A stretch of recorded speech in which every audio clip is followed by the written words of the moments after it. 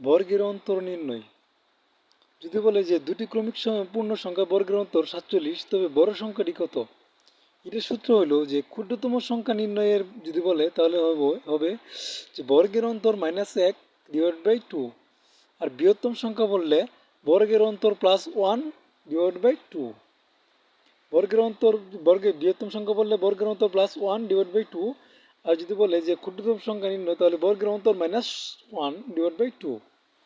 তাহলে দুটি ক্রমিক পূর্ণ সংখ্যার বর্গের অন্তর 47 হলে বড় সংখ্যাটি কত?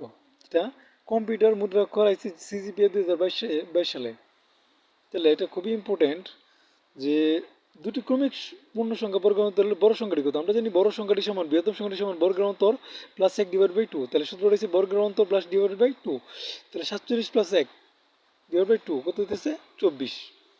তেমনি দুটি ক্রমিক পূর্ণ সংখ্যা নির্ণয় যাদের বর্গের অন্তর 93। তাহলে সূত্র রয়েছে যে বড় সংখ্যাটা সমান হচ্ছে কি যে 93 + 1/2। তাহলে আসতেছে কত? 46। আর 93 - 1/2